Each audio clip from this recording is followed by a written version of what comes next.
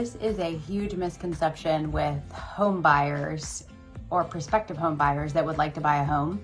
So there's a couple things people have heard they need to put 20% down to be able to buy a home. And this is probably one of the things that people come the most to me or talked the most about to me that is just entirely untrue. Having to put 20% down to buy a home would take so long that it kind of defeats the wealth building purpose of owning a home. So I just want to go over a couple of things with the down payment. So first of all, there are a number of programs that you do not need to put very much as far as percentage down. So USDA program, which is in more rural areas, which is where we bought our home, is a no money down program. Now, we bought in 2019. It's a very different market. I'm going to talk about that in a moment. And then there's FHA that only requires 3.5% of the purchase price to be put down. And then VA, also a great home buying benefit of our veterans. They get an amazing home loan benefit where they put 0% down or have the opportunity to do so. And then conventional also has a very low money down program at 3% for first time buyers, or only 3% if you're beneath a certain threshold of income. And then from there, you could do 5%. There are other options. You could do 5%, 10%, 15%, and then that mythical number of 20% that people talk about. So there's a couple things. One reason that people think that they need to put 20% down is because I think our parents or our parents' parents, the lending was a lot different back then. So there's still this myth out there that like PMI, which is private mortgage insurance, which is just another little part of your payment if you don't put 20% down, is like the worst thing that you can ever do when you're buying a home is to pay PMI. Now, I disagree fully, and there's a couple things I want to kind of show. PMI sometimes is really not that expensive, so let's let our appreciation do the work for us and get rid of PMI down the line. Also, if you waited to save 20% down, so we bought our house in 2019 for $299,000. So let's round up and say $300,000. And if we would have put 20% down, that would have been $60,000, which we actually did have that money in savings, but we didn't want to drain our savings, and the payment was affordable without putting 20% down. And the PMI portion of our payment was only $79. So 20% of $300,000 would have been $60,000 plus any closing costs that we would have had to pay. Closing costs are in addition to your required down payment. That's a big thing that nobody talks about enough. I like home buyers to know the whole scoop, but our PMI is only like $79 a month. So here's what happened. We put I think we got into our home with, it was a different market. So this is not necessarily what would happen in this market, although it could. It's not the norm right now. We maybe came to closing, I think all in, we had like $3,000. So that is still possible, but just not the norm and not highly probable in this crazy real estate market we're in.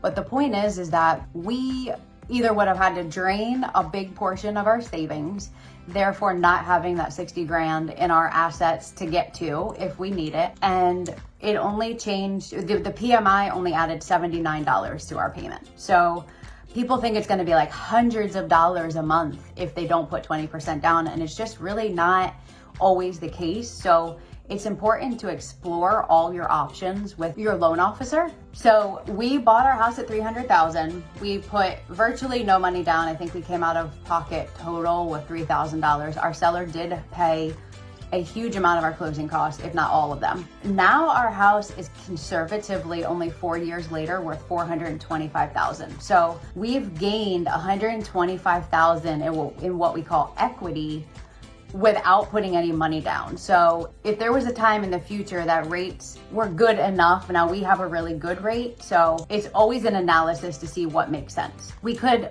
essentially refinance to get rid of our PMI. We did a USDA program, but if you did conventional and if you pay PMI at the beginning of your loan, there is a way for it to either automatically cancel or for you to make a special request to cancel the PMI at the point where you've gained enough equity And equity is the difference between the value now versus what your loan balance is.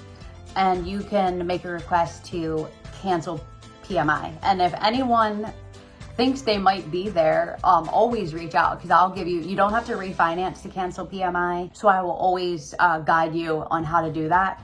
I've had some clients that have had great success just making a phone call, making the request to cancel PMI, and it worked out for them, and they saved, a few dollars a month without having the cost of refinancing. But instead of us putting 20% down, which would have been $60,000 at the time, we put very little down. We've gained $125,000 in equity right now. So we have more than 20% equity at this point. We still have a very affordable payment. So for us, it doesn't make sense to refinance or anything. Rates now are significantly higher than they were when we bought in 2019. But the other thing is, if you're renting and you're paying rent and not paying any type of loan payment down for yourself, it makes sense to get into a home and build this wealth, which is appreciation. That real estate is one of the biggest benefits of real estate. If you didn't have 20% right now to work with, imagine how long it would take you to save $60,000 to $80,000. The average prices right now are $350,000 to $400,000. So it would take you so long to save that money that you are missing years and years and years of that wealth building experience of appreciation. So appreciation is conservatively 3% a year. This year, we're looking to hit 8%, possibly 10% still in this market. And you're not paying, your landlord's mortgage for them. You're actually building wealth for yourself. Build appreciation quickly. Even at a conservative rate of 3%, that's $9,000 to $12,000 every year that you're gaining in real wealth of equity. So people think that they have to save all this money and take all these years to save it. You'd be surprised to find out. And I just had a conversation this week.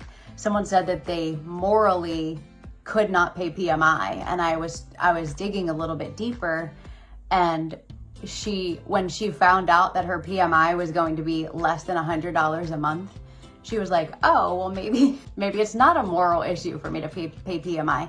So as we're growing up, we hear all these things from our family, our friends, our parents, and things change over the course of time. So they've revamped PMI so that you don't have to have an unaffordable payment, even if you don't have 20% down. And then there's just the myth that people think that they need a whole lot more down than they actually do. There's 0% programs, there's 3% down programs, there's 3.5%, and then 5%, 10%, 15%. So absolutely not a requirement to put 20% down to buy a home. And there are some really good options. So if this is something that was holding you back because you just had the wrong information, then we could certainly always look at if it makes sense for you to buy. I just wanted to share that that's probably one of the biggest misconceptions in our industry, is that people think they have to put 20% down. So on the average purchase price of $350,000, it just looks like almost like an obstacle that can't be overcome in most people's lives, and that's really not the case. So hopefully this helps. There's so many good options, and especially if you don't own a home yet and you want to, there's so many amazing options for home buyers to get into homes. So hopefully this helps, and have a great day. Bye.